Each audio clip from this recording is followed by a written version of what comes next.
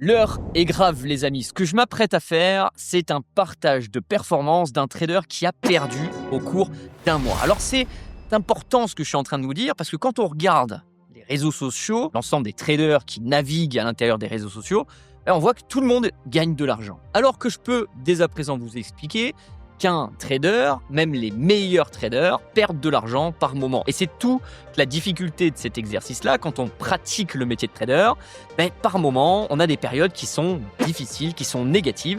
Et ces périodes doivent cohabiter évidemment avec les périodes de succès, qui sont évidemment plus mis en avant sur les réseaux sociaux. Donc c'est important, je me dois de le faire, de partager quand ça va et quand ça va pas. Le mois de janvier a été un mauvais mois pour moi. J'ai fini négatif et c'est ce que je vais vous partager dans cette vidéo. En plus de ce partage-là, j'ai aussi le plaisir de vous dire qu'à partir du mois prochain, mais on va commencer dès ce mois-ci, je vais ajouter dans ce suivi que je vous propose tous les mois, le suivi des performances que je réalise sur les marchés, je vais rajouter une nouveau suivi, celui des élèves de notre communauté, les élèves de notre école Objectif Trading, puisqu'on a mis en place précédemment un nouvel outil qui s'appelle le journal de trading Objectif Trading et qui permet de voir la performance de nos élèves. Bonne nouvelle pour vous, je vais vous montrer également les élèves de notre école évoluer mois après mois, année après année, et c'est donc juste génial puisque vous allez avoir deux suivis. Le mien, en tant que trader indépendant, professionnel, qui n'a plus besoin de faire ses preuves, et puis les élèves de l'école qui, eux, sont en cours d'apprentissage et qui vont monter en compétences petit à petit. Voilà pour l'intro, on y va, let's go, c'est parti, à de suite. Et donc, nous nous retrouvons sur mon journal de trading. Alors, je vous rappelle que le but du journal de trading, c'est d'identifier toutes les positions de trading qui ont été prises au cours d'une période et d'essayer de les analyser pour pouvoir en tirer des axes d'amélioration pour tout simplement améliorer votre trading. Et vous allez voir que, en tout cas, moi, sur le mois de janvier, je ne suis pas très fier de ma performance parce que pour moi, j'ai fait quelques erreurs et ces erreurs, elles sont très parlantes. Vous allez très rapidement comprendre quand je vais vous parler des indicateurs que je suis. Le premier indicateur, c'est la conséquence du mois. J'ai fait moins 0,64%, donc je suis en négatif. J'ai envie de dire, c'est pas bien grave. C'est pas ça qui m'alerte le plus parce que être en négatif, c'est assez rare quand même pour moi. Ça doit arriver peut-être 2 mois dans l'année. On commence l'année comme ça. Bon, c'est pas grave, c'est fait. On passe à autre chose. Moi, ce qui me finalement, qui me frustre un petit peu plus, c'est ce taux-là. Vous voyez le day win, le pourcentage day win, qui est pour moi cet indicateur, c'est celui qui est le plus important pour moi. C'est le nombre de fois où j'ai eu raison sur mes plans de trading. Et j'ai eu raison sur mes plans de trading 70% du temps. Ce qui est globalement est la statistique que j'ai, quoi. C'est au cours des 3, 4, 5 dernières années, j'ai tourné entre 60 et 70% de plans de trading réussis. Ça veut dire qu'en gros, mon analyse était bonne. Moi, ce qui me perturbe, c'est qu'en ayant 70% de day win, je me retrouve avec une performance négative. Et c'est ça qui est un petit peu dommage. Et donc, on va rentrer un petit peu plus dans le détail de ce qui s'est passé au cours du mois de janvier. Et là, regardez ce que l'on voit. Alors moi, il y a quelque chose déjà qui me choque par rapport à ce que j'ai l'habitude de faire sur les mois précédents.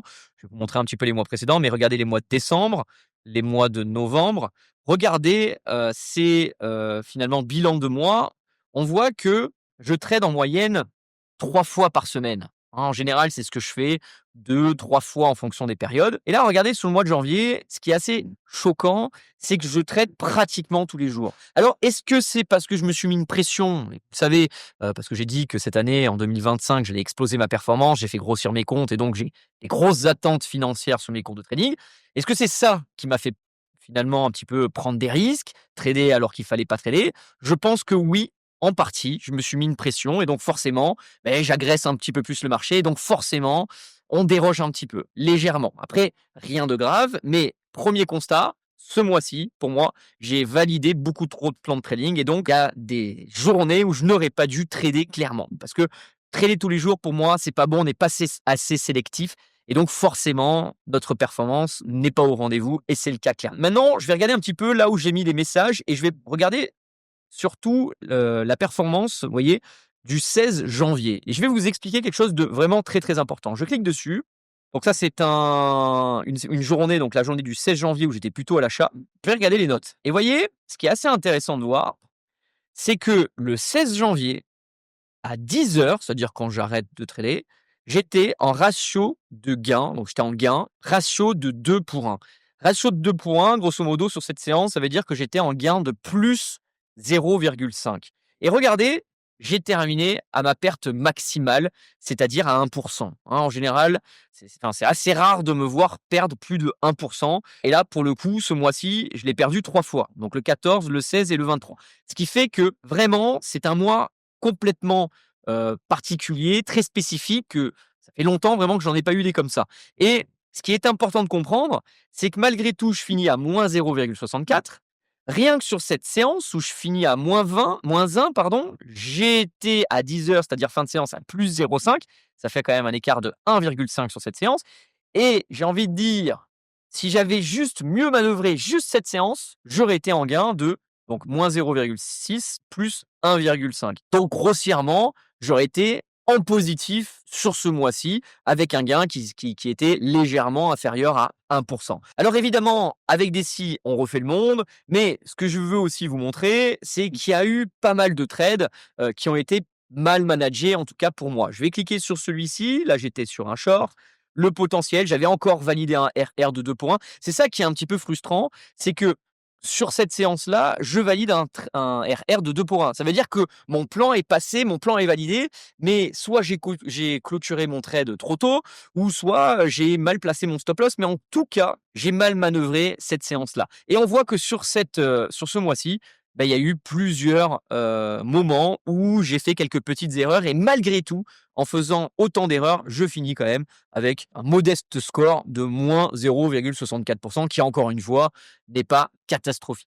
Alors, on va un petit peu plus loin dans l'analyse de ma performance du mois et on voit que, comme d'habitude, mes trades ont été pris essentiellement le matin, entre 8 heures et 10 heures. J'ai pris quelques trades l'après-midi et on voit d'ailleurs que les trades de l'après-midi ont bien plus fonctionné que les trades du matin. Voilà, après moi, c'est ma méthodologie, c'est ma manière de faire. Moi, je suis plutôt du matin. Pourquoi? Parce que j'aime bien à 10 heures finir le trading et après faire ma vie, faire mon petit sport, faire tout ce que j'ai à faire, plutôt que d'avoir une séance en plein milieu d'après-midi qui casse un petit peu la journée. Mais ça, encore une fois, c'est ma manière, ma vision de voir les choses. Que vous soyez du matin, de l'après-midi ou même du soir, si vous êtes un bon trader, vous y arriverez. C'est pas le créneau horaire que vous allez choisir qui va définir votre performance. C'est vous en tant que trader, votre expérience en tant que trader, votre capacité à analyser les graphiques, à analyser une configuration, un environnement qui va faire de vous un bon trader et non pas l'heure à laquelle vous allez trader. Donc par contre, c'est important évidemment de bien trouver votre créneau et d'être assez régulier dans ce créneau pour que vous puissiez comprendre l'évolution du marché à ce créneau-là. Voilà pour l'analyse de mon mois de janvier. Je peux vous montrer un petit peu le démarrage du mois de février qui est tout doux. Donc j'ai repris le trading la semaine, j'ai repris le 11, mercredi 11 février puisque j'étais en vacances et donc j'ai coupé complètement pour tout simplement me reposer et être frais pour la reprise. Et donc j'ai eu 2 séances, celle du 13 et celle du 14. Globalement, sur les 2, je suis légèrement positif. Je suis à plus 0,09 pour ce début de mois de février. Et donc, on va démarrer, on va accélérer dès la semaine prochaine et je vous présenterai évidemment le bilan du mois de février dans quelques semaines lorsqu'il sera prêt. Voilà pour ma performance du mois de janvier. Ce que je vous propose maintenant, c'est d'aborder un deuxième sujet puisque je vous ai dit que je vais rajouter un deuxième suivi dans mes vidéos mensuelles. Et ce suivi-là, c'est la performance de nos élèves, les élèves de l'école Objectif Trading. Alors, il faut savoir que quand on a créé l'école Objectif Trading, on a créé autour d'un seul objectif, une seule ambition, faire réussir un maximum de Français dans le métier de trader indépendant. Et donc, pour faire réussir un maximum de Français dans le métier de trader indépendant, il faut tout simplement pouvoir suivre leur performance, pouvoir suivre les trades qu'ils réalisent pour pouvoir mieux les accompagner, mieux corriger lorsqu'il y a des erreurs qui sont effectuées. Ce qu'on a mis en place, on a mis en place une nouvelle application qui s'appelle le journal de trading Objectif Trading, qui nous permet un instant T de voir la performance de nos élèves, même de voir la performance en temps réel de nos élèves. Et c'est ce qui est génial, c'est que du coup, quand on se retrouve durant nos coachings ou durant nos lives, on arrive très rapidement, quand tu as une personne qui est en difficulté ou une personne qui est en plein succès, de bien voir la semaine qu'il a réalisée, la journée qu'il a réalisée, pour pouvoir corriger si on doit corriger quelque chose. Donc, nos élèves ont déclaré 125 406 $ de performance sur le mois de janvier. Et je vais vous montrer la performance depuis le début de l'année. On est sur un rythme de 183 939 $ déclarés par nos élèves. Donc, performance globale, c'est-à-dire les profits moins les pertes qui ont été déclarées par nos élèves. Alors si on rentre un petit peu plus dans le détail, je vais prendre l'exemple, par exemple, d'un trader ici qui fait une performance de 4,61 depuis le début de l'année. Donc on voit qu'on est sur un net PNL de 2,43, donc c'est à peu près, hein, la moyenne de ce que je fais, quand on lise sur l'année. On voit qu'on est sur un day win de 75 c'est les statistiques que j'ai plutôt l'habitude de faire. On est sur une méthodologie respectée à 91 et un temps d'écran à 34 heures. Donc moi, ce que je demande, à nos élèves, c'est de ne pas dépasser les 40 heures. La semaine de 10 heures, elle est importante pour moi. Essayer de vous expliquer que plus vous allez trader, plus vous allez fatiguer et plus vous allez faire des erreurs. Donc 10 heures par semaine me semble être le bon, compromis pour pouvoir bien réussir dans le trading et on voit ici, la performance qui a été réalisée avec les trades, qu'a réalisé, notre ami tout au long de la période. Il est temps de conclure cette vidéo. J'espère que vous appréciez cette transparence à la fois sur mes comptes de trading mais aussi sur les comptes des élèves de l'école Objectif Trading. Je compte sur vous pour liker la vidéo, c'est important, ça me motive à continuer à vous proposer du contenu parce qu'encore une fois, hein, ce que je suis en train de faire, c'est un travail vraiment important pour moi. En plus du mon trading, en plus de la gestion de l'école, je partage beaucoup de choses sur les réseaux sociaux.